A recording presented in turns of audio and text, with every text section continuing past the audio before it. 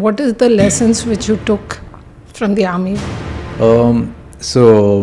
Ma'am, firstly, to talk about the lessons that I have taken from the army, I think no matter what, you don't give up at any cost.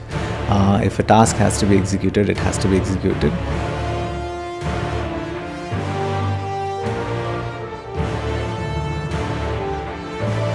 Why should they join you? My decade of experience in the special forces, I think it holds me in good stead in being someone who can impart training in a very structured way. I also come with the special forces mindset. So I just don't train people physically. I also train their minds.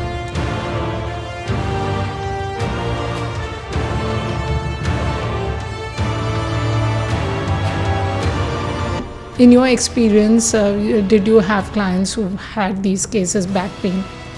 Definitely, ma'am. A lot of them, in fact. And so there are people who approach me usually, and it's basically people who have backaches, who have strains in their back. Some people who have herniated discs and all. I make sure I give them a nice program. I train them by structuring a program which is very methodical, which is science-based also, in a way where that person is recovering slowly. At the same time, he's getting stronger.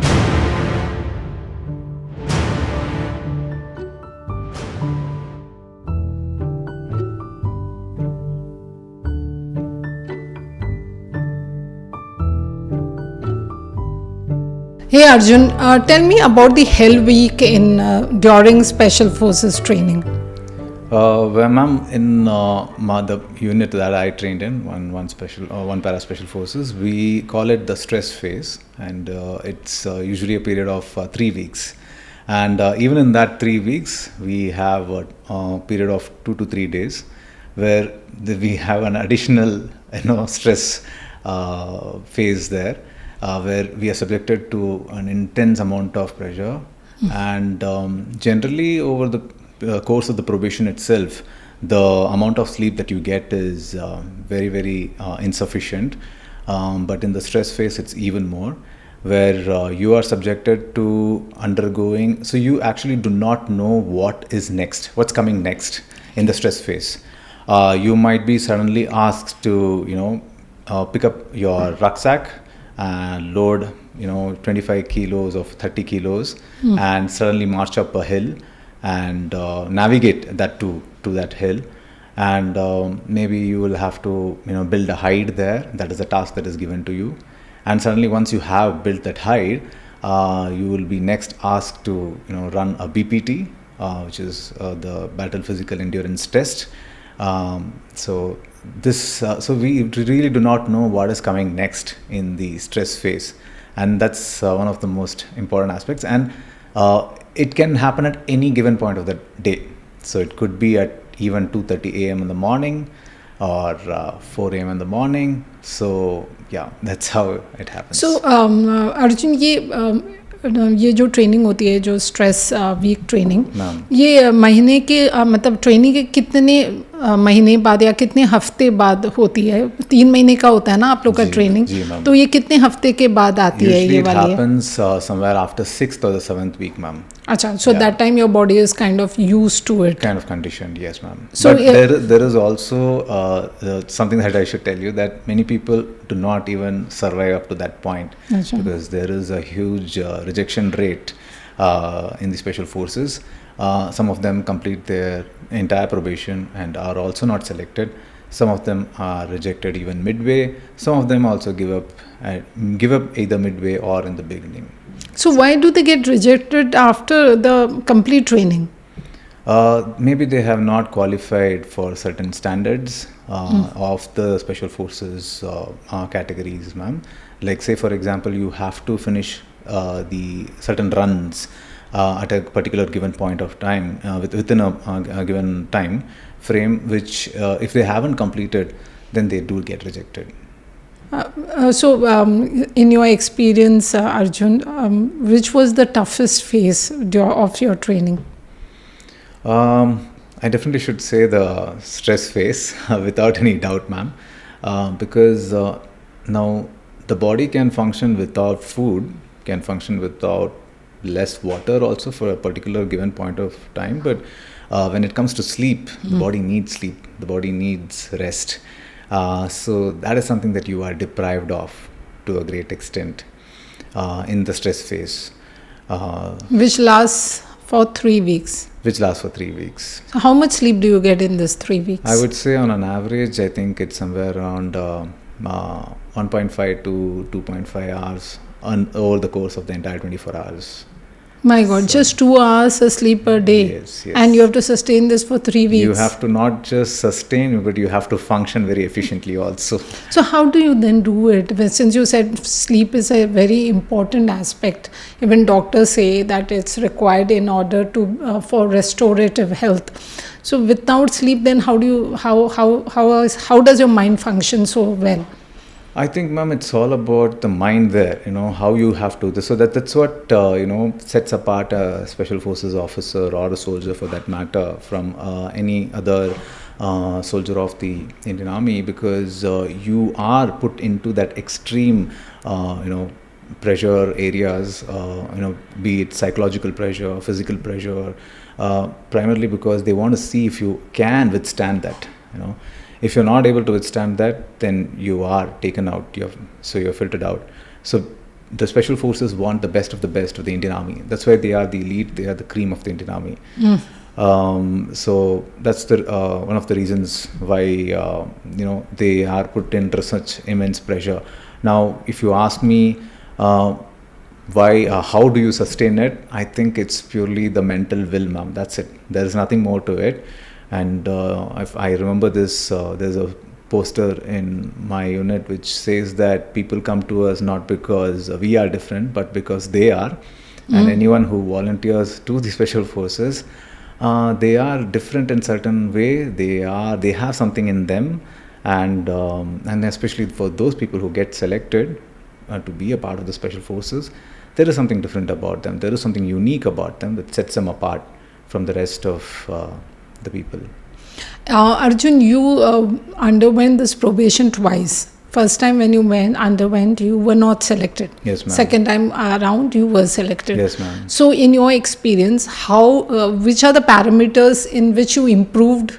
Ma'am. And you clearly thought that I was lacking here, which is why I wasn't selected. And then you came up to speed on those in the second time around. Yes, ma'am. So, in fact, when I appeared for the first probation, everything was going on well, but especially there is an aspect of running, that is running with weights, and it is something that is very much required if you are in the special forces, because you have to lug a lot of loads if you're operating in the jungles and if you're climbing the mountains.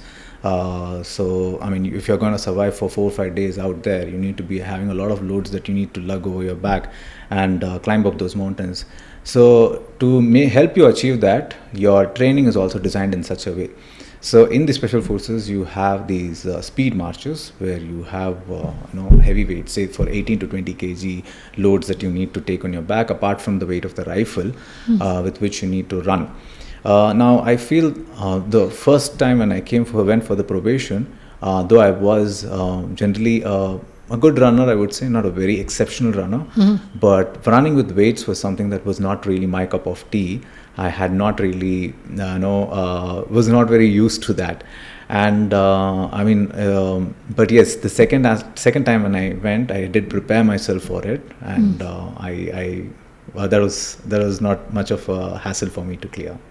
Okay, after 7 weeks or somewhere around 7 weeks is the stress week. So in this initial 7 weeks, do the trainers handhold you or guide you and tell you how to go about it, or you left to yourself? How does it happen?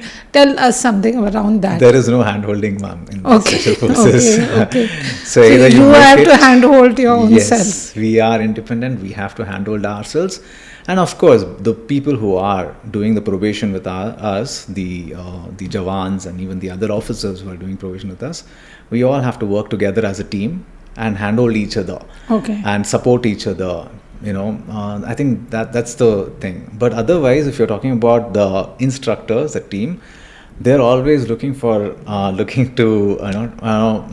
put as much pressure as possible so that you submit, you succumb to it, as in you give up and you raise your hand and say, I cannot do it anymore. So means, tell me, what is that happens that you are saying, like it's very generic, Arjuna, we are not able to appreciate it. You say that it is tough. Yeah. But tough is very generic term. Yeah. So explain what is toughness. Like if it is any day in a special forces, if you have to describe from the first minute to the last minute, can you just explain it quickly for us? Definitely, ma'am. So I think to start off with, the day you arrive in the Special Forces unit for your probation itself, you're immediately asked to change into your combats and get your rucksack ready, and you need to get your weapon, and you need to start running your BPT, and you have no preparation whatsoever. You just arrived at that place, and that's what they put you into that shock effect immediately. And after that, it's all the events just keep bombarding you at given different points of time. It could be like preparing a hide in the jungle, where you have to make sure that you are capable of conducting surveillance from a particular point of place. And also they would maybe you will have to run a speed march suddenly, or you will have to prepare a rucksack which has about say 40 kilos of load, and you'll have to navigate up a mountain. So all this just are sequentially arranged in the Special Forces training. And also when your body is undergoing so much of stress, as an officer you are also tasked by the other officers to do a lot of other, let's say for example, you'll have to write an essay on a particular current event that is happening. Oh my God. For example, you're already under such physical stress, your mind is really not, working. It doesn't work that efficiently when you are physically exhausted. So say for example, what's happening in Venezuela, you'll have to write an essay on that. And with whatever little information that you have. And I don't. So phones are allowed during. When I was doing the probation, there were no phones. The phones were all taken away from you. Okay. Yeah, and you had to. The only place that you could go to refer to anything was the library. Yeah, if you think of 2010, you just had your desktops there in the library with which you had where you had the internet access, from where you could have to search whatever topics that you wanted, and that was the information that you had. And you will have to quickly write, and you had a given time frame within which you have to finish this task. Now if you do not finish, then you have additional tasks which will be given to you as punishment, but also it reflects poorly on you, because you're not able to, as an officer, you're not able to handle the pressure, and you're not able to finish the tasks on time. Arjun, you were after your first probation, you went back to the unit since you didn't clear it, and then you again attempted and you cleared it. So in your experience, what is the quality which a Special Forces personnel has, which a person who's not undergone the training, he doesn't have? Firstly, ma'am, if you have to be a part of the Special Forces, you need to have a great ability to endure pain and endure a lot of stress. If you are someone who's cut out for the difficult phase of life. So I'll just give you a quick example and come back to the question that you asked me. When I cleared my probation the second time, so there is a tradition in the unit where we are asked to call all our officers on the day we clear probation and inform them that, and introduce ourselves, that I have cleared my probation, I'm so and so, I cleared my probation. So one of my seniors, of course I'll not take his name because he's still serving, he told me this. He just told me, congratulations Arjun, but remember that the easy part has just got over and the difficult phase has just begun.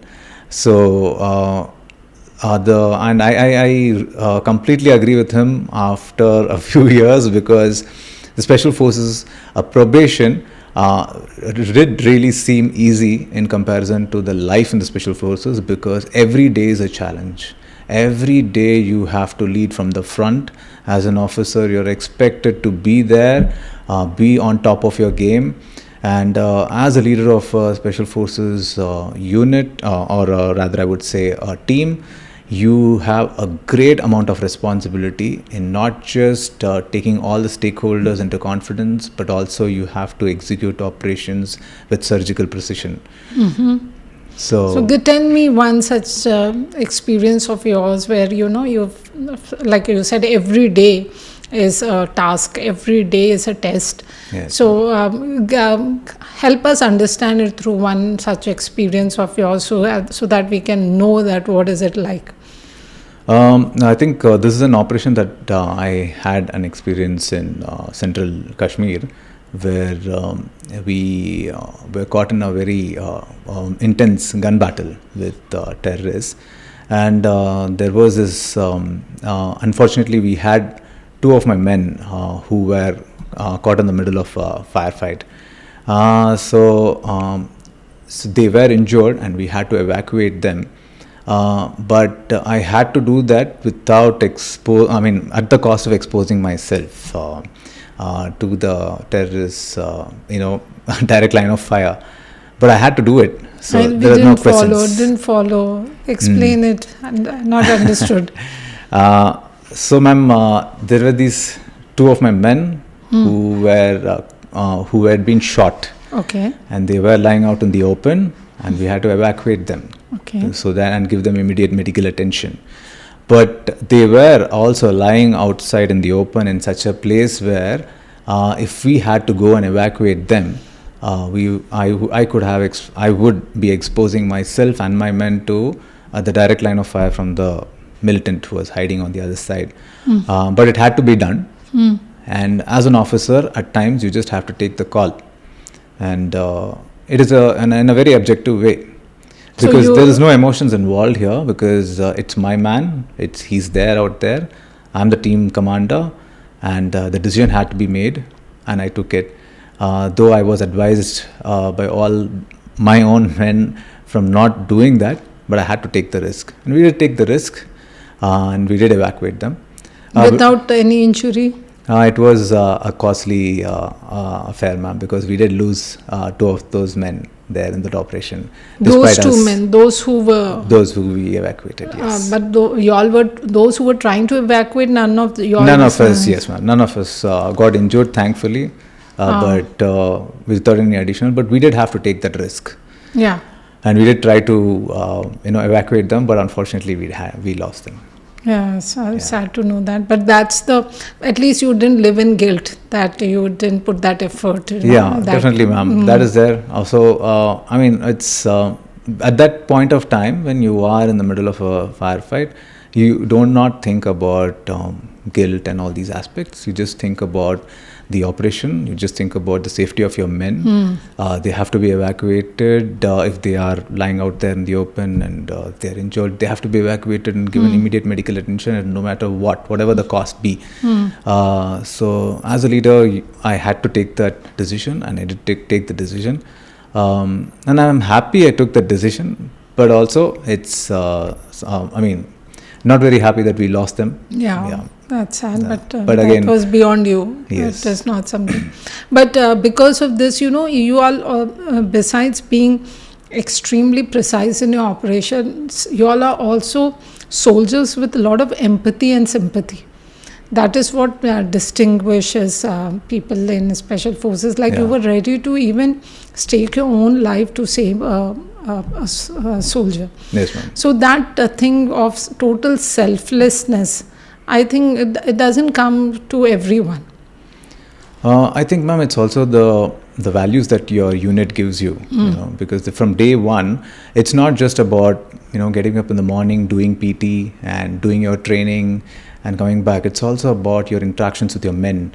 In fact, I would say in the special forces, at least in one para, the men teach you a lot, more than, your officers.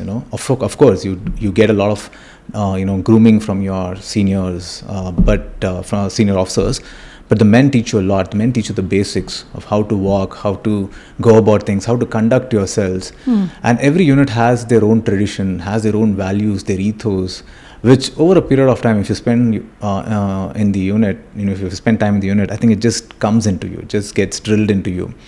And I think that's just it, ma'am. And if you're talking about, yes, I mean, when you are out there, you just have to do your duty, and it's just a pure sense of duty out of which you do it. And you do not, at that point of time, like I said, there is no things like, oh, what will happen to me, or what risks am I exposed to. You don't think about all that. Of course, you will think if by taking a particular action, if my men are going to be, affected by it, if they are going to be exposed, then of course I will choose the contrary and I'll not take that risk. But if we never, there's a Chetwood credo you must be aware of in the army. Which says that your men come first always and every time, and you come last. So that's a sense of how it is, and I think it's drilled into each one of us, not just officers of the Special Forces. I think officers of the Indian Army in general, every one of us, right from the academy itself. Not just officers, I think it's soldiers as well. Yes, absolutely, ma'am. True. I mean, because amongst the soldiers also, they have the buddy system where they have to be there for their buddy. They're responsible for their buddy. I mean, right from everything, his physical state of being, his life, and even his psychological state of being, his mental state of being, they are ready. They need to be responsible for that.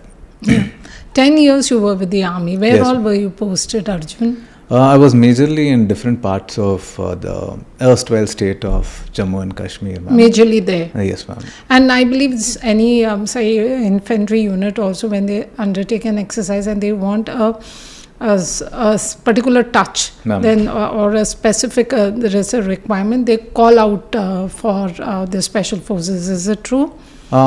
Yes, ma'am. It depends on the kind of operations that is there.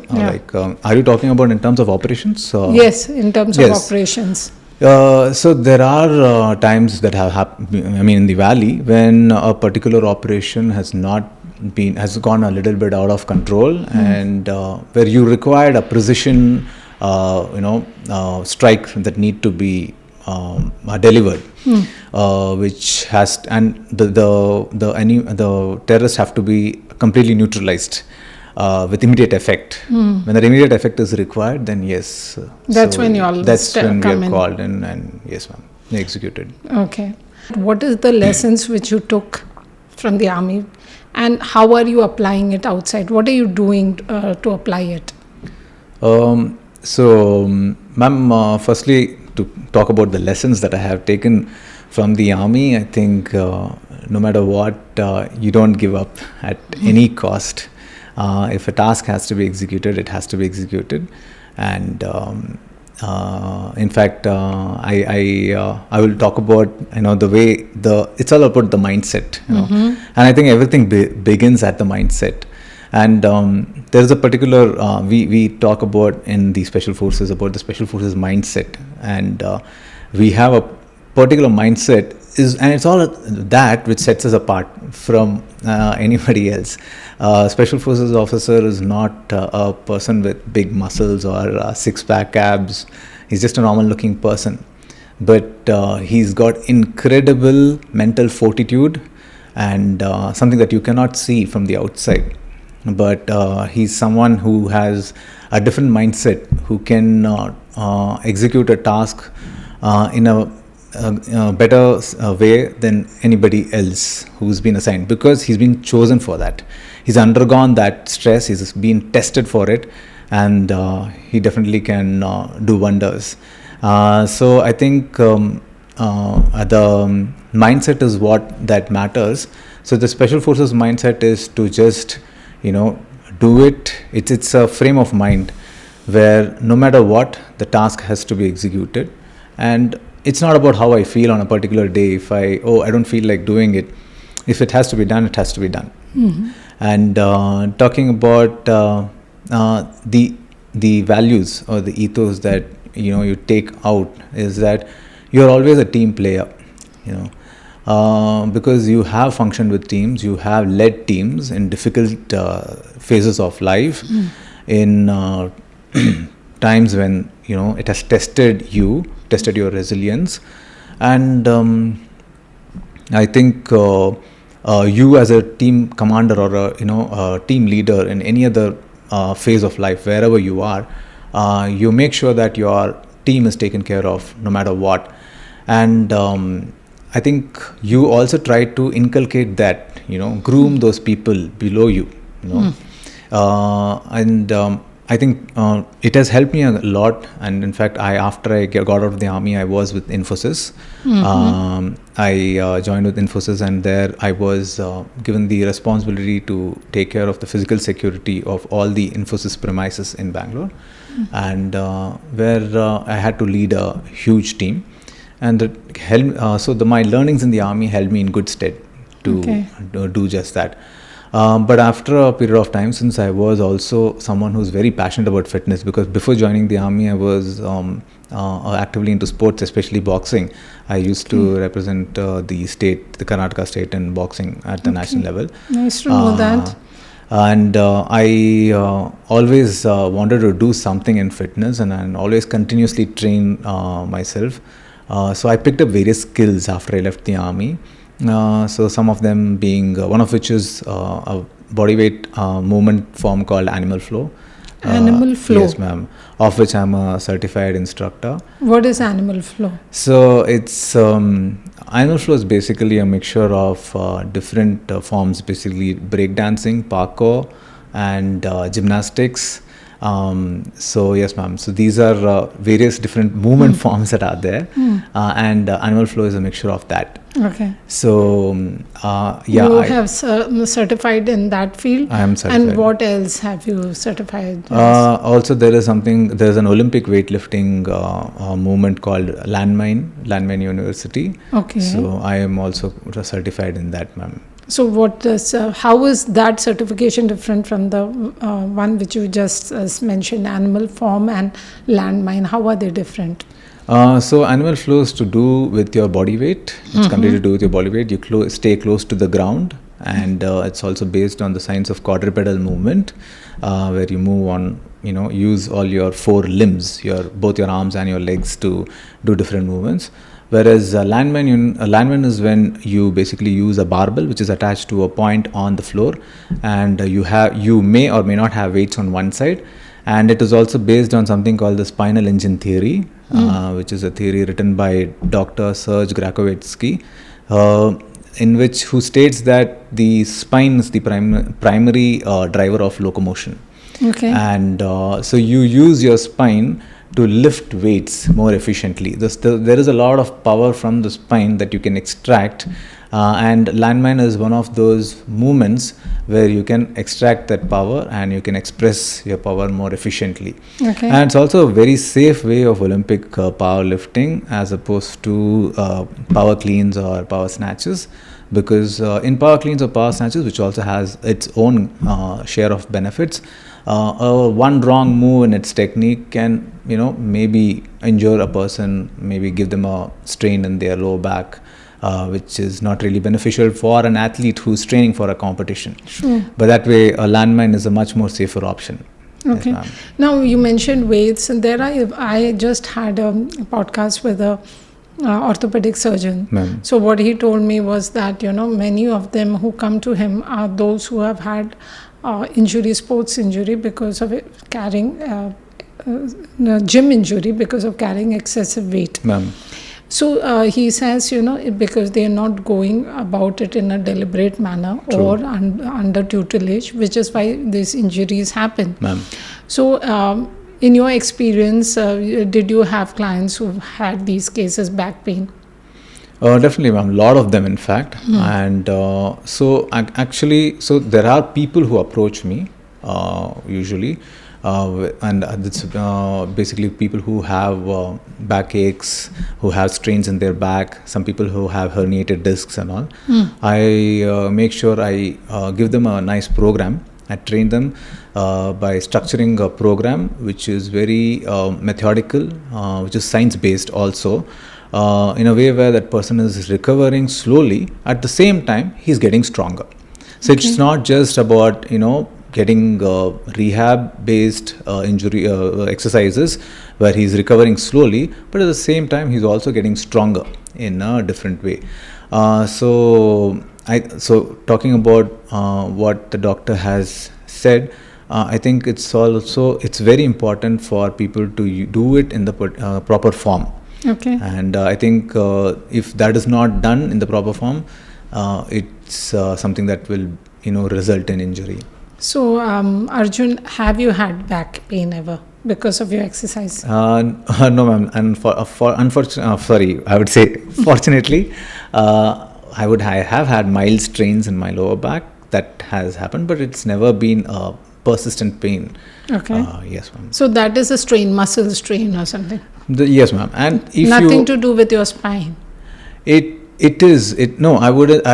would say it's basically, so the spine itself has a lot of muscles around it, and it does have, so when you are not lifting properly, when you haven't activated the right muscles at the right time, then you do tend to develop some kind of strains on your lower back. For example, whenever you're lifting something off the floor, or even if you are going down with some loads, and doing a squat, or you are lifting weights above your head, it's an overhead press, you need to brace your core. Basically what is bracing of the core is filling air inside this area, on the core area, and keeping it really tight. It has to be very tight. So basically that kind of acts like a protective sheath around your lower back, so to such an extent where you are devoid of the risk of pulling your muscles around the back and injuring your back. And anybody who has lifted, it is natural for them. If you have done kind of heavy lifts, even if you have been quite mindful, there are times when you do pick up some temporary mild strains in your lower back. That tends to happen. Okay. You just have to take rest and come back to it and do it with the proper form. So people need not be worried. They just require to be trained under a proper trainer. It's very important that you're trained under a proper trainer. Absolutely, ma'am. Guidance is very important, because there are times when people do go about lifting weights without proper form, because when you have guidance, when your trainer is in front of you, that person is making sure that you are activating the right muscle groups to perform a particular movement. So yes. And also, how important is angle of how you are doing weights? I've heard that even a 1 degree angle, a wrong angle, can hurt the person. Is it true? Again, it depends on the exercise that you're performing, ma'am. Mild variations in the degrees will not really matter, but yes, there are certain angle does matter. The way you raise the weights up, or you perform say for example, if you're talking about a regular exercise like a lunge, if your knees are generally caving in, then what happens is that you're putting your joints under risk. And say for example, you have a lot of load behind you on your shoulders. If you're carrying say 50 kgs, then the knees are under a lot of risk of getting injured. So again, I'm just giving you that's a small example, but yes, angle definitely does matter. Yeah, you mentioned that the core you have to fill air. Yes, and for bracing that the core. Yeah, what they call sorry. It. Bracing the core. Bracing the core. Yes, ma'am. So for that, the core also has to be strong. Yes, ma'am, and the core can be trained. Okay. So bracing the core itself is one way of training the core to make it strong. So in my conversation with the orthopedic surgeon, he mentioned that crunches should be completely avoided, and it's not medically advisable to do it. Yes, ma'am. How true is that? I think what the doctor has said is true to a large extent, because the crunches, I would not go by what the medical evidence doctor has spoken about, because I'm not privy to that information. But I would just say that when you are actually doing crunches, it's only training your superficial core muscles. But when you are, there are various other exercises that train your deep core muscles. And I think as any human should be firstly training their deep core muscles, because that is actually strength. That is the actual strength. But as opposed to what we see, the six-pack abs that is famously known for, though that is also a strong core, I'm not discounting that. But what is more important is for a person to have the deep core muscles. They are called the transverse abdominis. They need to be really strong for a person to function more efficiently in life. So which are the exercises for this deep core muscles in simple exercise that everybody knows is an elbow plank. Mm-hmm. I think if you just hold an elbow plank, and if you're able to hold it for anywhere about 2 minutes, you have a very strong core. Okay. So I think that's one. And I also would say there are various other exercises like you can hold a plank and you can drag a kettlebell or a dumbbell from one side to the other using one hand, and making sure that your pelvis doesn't tilt from one side to the other. So that also is an efficient, we call it dumbbell drags or kettlebell drags in a high plank position. So these are also efficient exercises which train your deep core muscles to a great extent. Now, having said that, any exercise, ma'am, in fact, if you have learnt the art of bracing your core, and I think every exercise can be a core exercise. Okay. In fact, even a simple exercise like a bicep curl, mm-hmm. where you are actually training your biceps, but if you keep your core engaged, I think that also can be a efficient core exercise. Okay. Yeah. So in your experience, did you ever come across a person who's never exercised? Say someone in their 30s or their 40s never exercised, but under you started getting trained, and then you saw a huge transformation in the person? Yes, ma'am, I have. In fact, I would say never exercised. I don't think so, because everybody has done some kind of an exercise, but they have been largely inactive. That's the right word I would say. So they have been inactive for a very long time. And yes, so I always make sure that the movement is enjoyable. And exercise should be enjoyable. If you are moving, you should enjoy it and do it, and not and if you're going to the gym, it's something that you should look forward to in a day. Okay. I think that's But that's how the do you approach. motivate yourself daily? See, Arjun, the biggest problem which people face today is Ma'am. They stay consistent for some time, but not all time. Ma'am. And during this New Year time, there is a huge inflow of people in the gym, Yeah. and then it thins down. Yeah. So which clearly shows that there is some issue. Ma'am. They are not able to sustain the motivation level. How do you address that?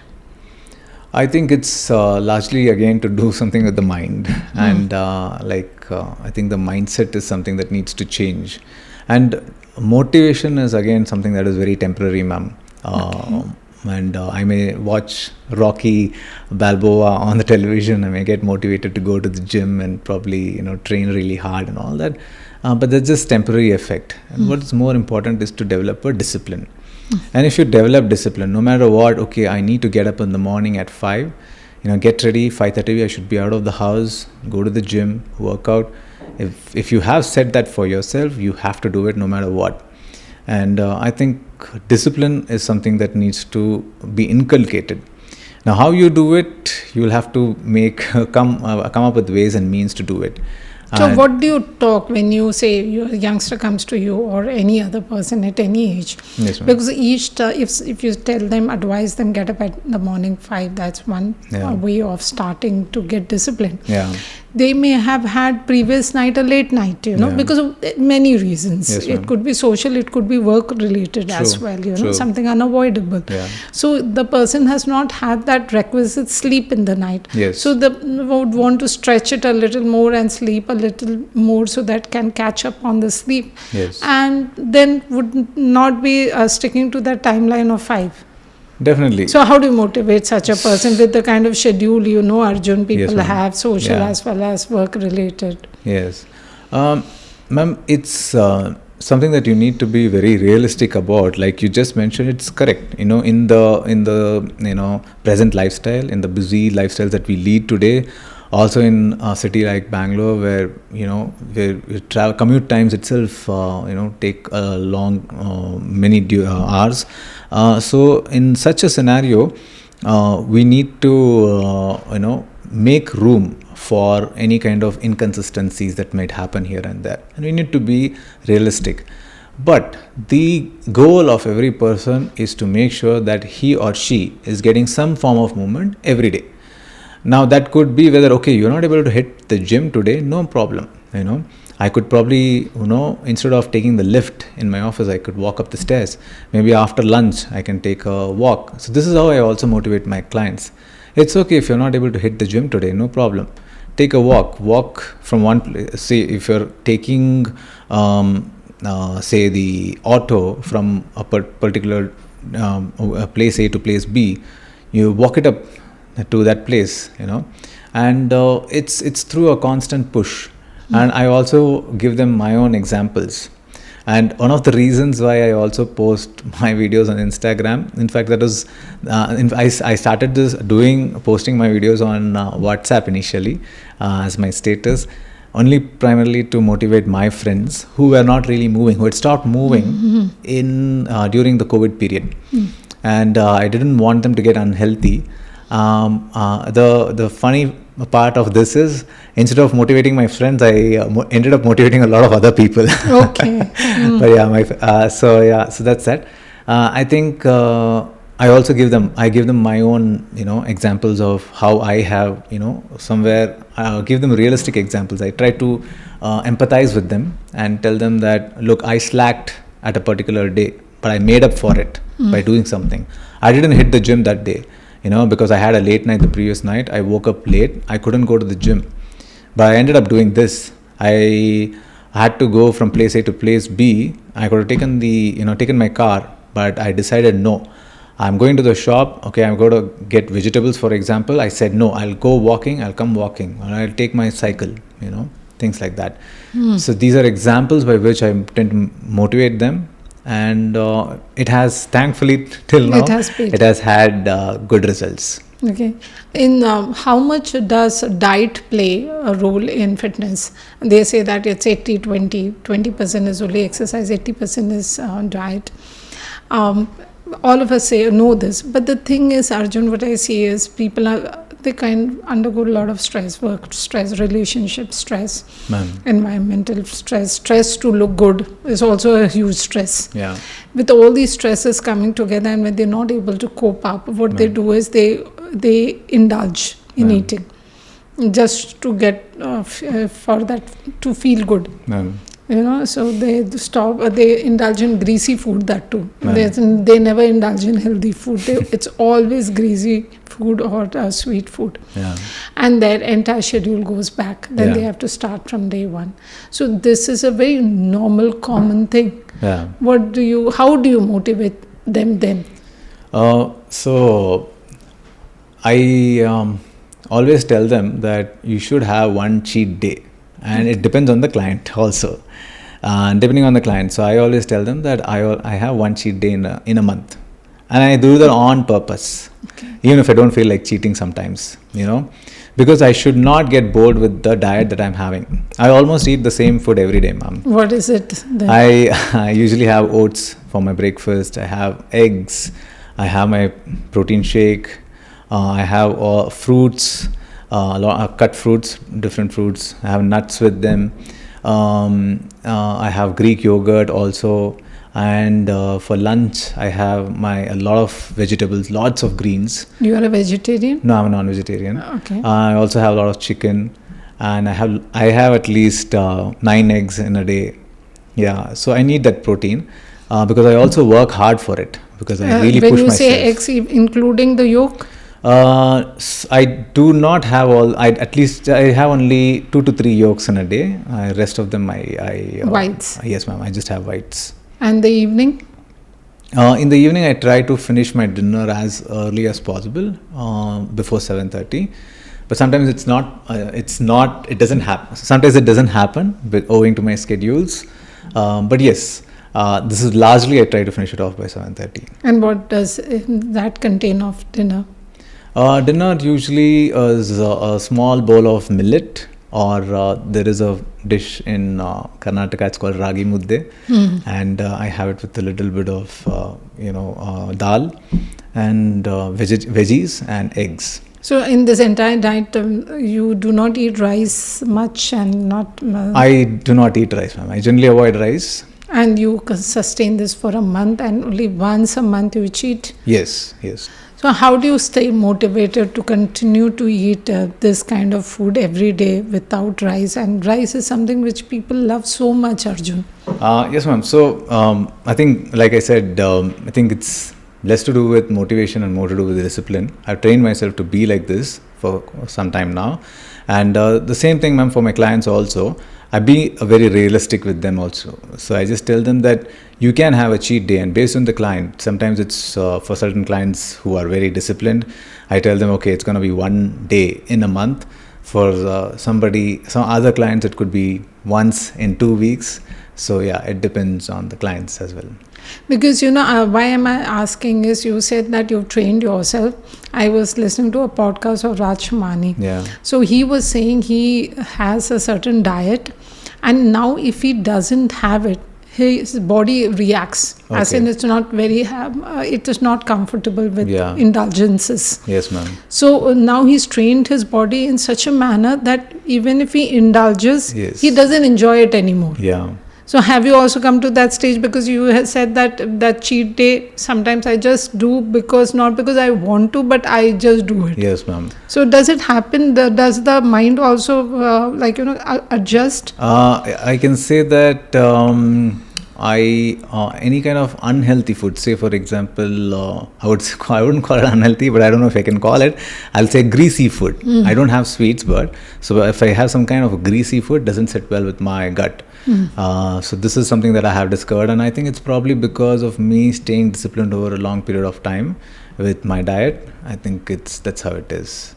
Okay. Yeah. And amongst your clients, do you have women in the perimenopausal stage or menopausal stage? Yes, ma'am. Yes, I do have, and I train them as well.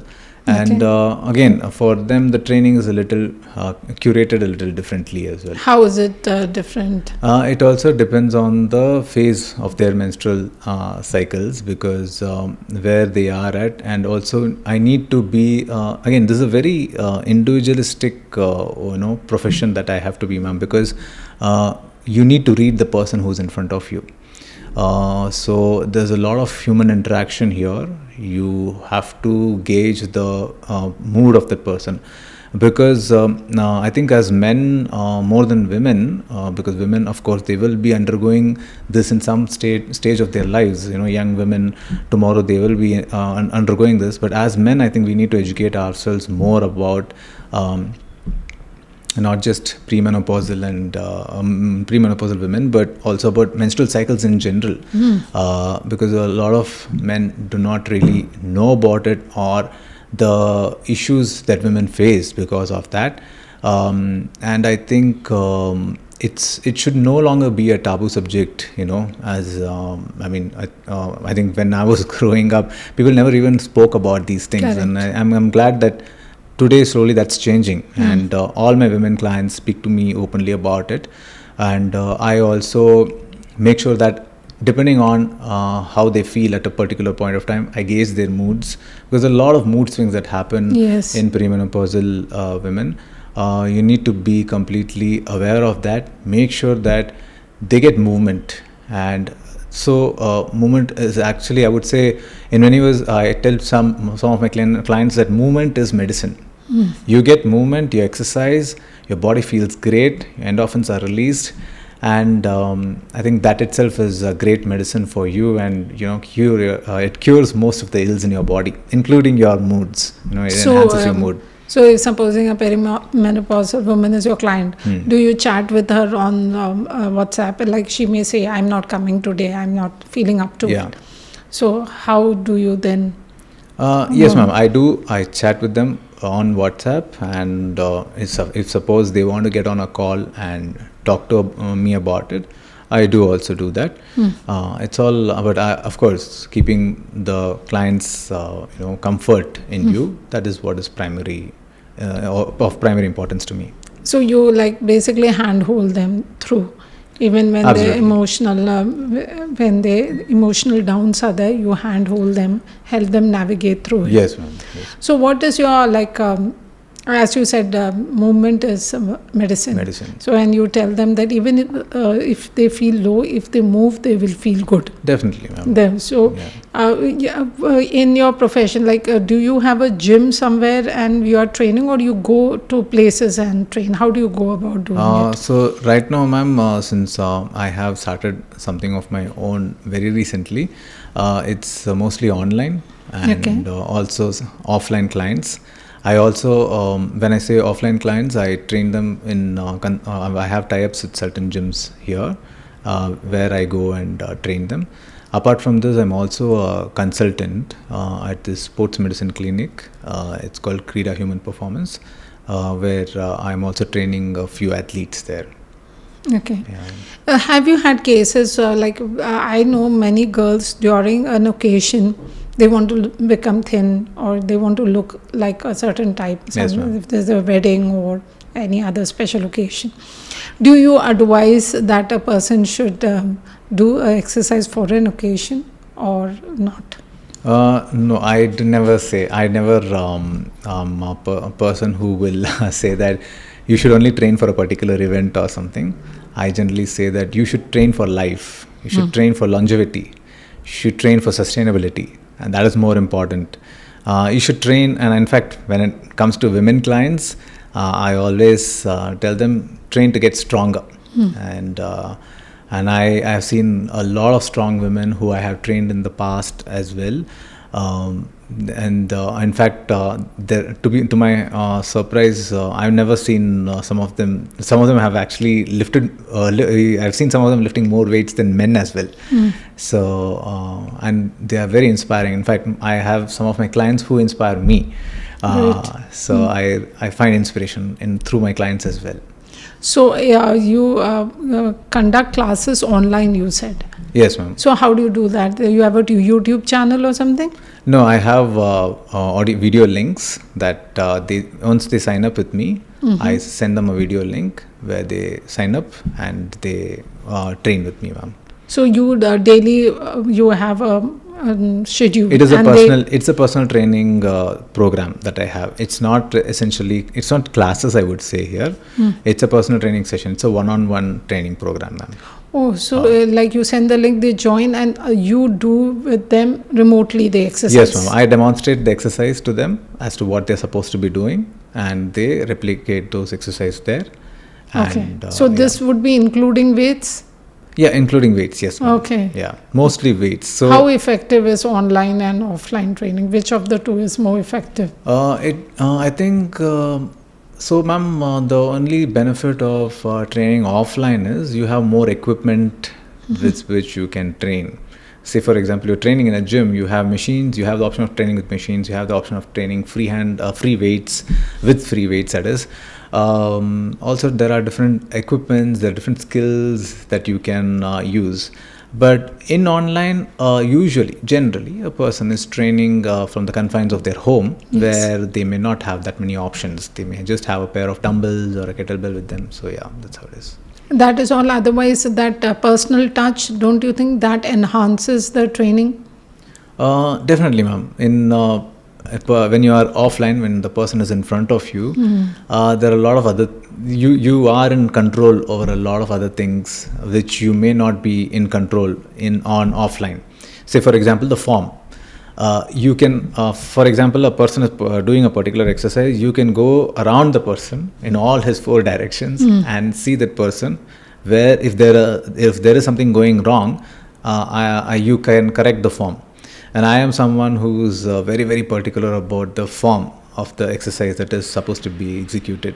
And if the form goes wrong, then I immediately stop them and I tell them that, no, this is not supposed to be done this way. But over a period of time, I have also trained myself because of my experience doing online classes. I have been able to spot inconsistencies and incorrect form when they are on the screen also. But yes, definitely, like I said, I don't have the option of going around them on online. What do you have to say about the Zumba training, which is like caught up, big time? How good is that? I think it's more of a cardiorespiratory training, ma'am. It's I think all forms of training. Everything is good. Any kind of physical movement is good, and it all depends on the person who's doing it. If they like it and if they want to do it, it's great. And if a person is not having a good experience or not able to enjoy a particular form of movement, I think they can look for other options. So yes, so they should find what their liking is and they should do it. And this kickboxing has caught up as well, Yes, I've seen a lot of people. Do you think it's good, especially for women, for their strength training, Do you train them for that as well? No, I do not train them in kickboxing. So though I have been a boxer in the past, but boxing is different and kickboxing are different, that part. I train people more for strength, to become a stronger version of themselves, and also rehab training. If somebody comes with certain injuries, I also give them I program a rehab set of exercises for them, wherein they are able to alleviate the pain that they are undergoing, and then at the same time become a stronger version of themselves. So kickboxing, no, it's not something that I don't. If somebody is already undergoing training with someone and now after listening to this podcast, they want to join you, tell me why should they join you as a trainer? If you have to sell yourself, what would you want to say? I think my decade of experience in the special forces, I think it holds me in good stead in being someone who can impart training in a very structured way. I also come with the special forces mindset. So I just don't train people physically. I also train their minds. And I think in today's day and age, training your mind and become a stronger person from within is more first important, and then becoming having a stronger exterior comes later. I think a stronger person from within is what is more important, ma'am. So I think I'm that person who can bring you that. Yeah. Yes, certainly there aren't many trainers who have the special forces background, so you would be the exclusive few. And since you have this enviable background, I'm sure you are distinct when it comes to training. If somebody has to reach you, where can they reach you? Can I drop your mobile number and contact details here? Yes, ma'am. So my Instagram handle is _the major way _ So Okay. yeah, so I mean, usually if you type the major way, I'm there. Major way. The major way. Okay. So I also I named it that way purely because to showcase that it's my way of training, and you can explore more different forms of movement under me. I also bring to the table, when I program my workouts for my clients, I also bring a mixture of everything. It's animal flow, landmine. I also bring clubs and maces. I also bring kettlebell training to the table. So yes, I do a mix and match of all these and offer this to my clients. I hope through this podcast, Arjun, you get clients who really need your help, and you flourish. It was wonderful talking to you, Arjun. Thank you, ma'am. A special forces officer turned trainer. You are now giving back to the society whatever you've acquired in the course of your career. Thank you so much for coming by, Arjun. All the best to you and more power to you.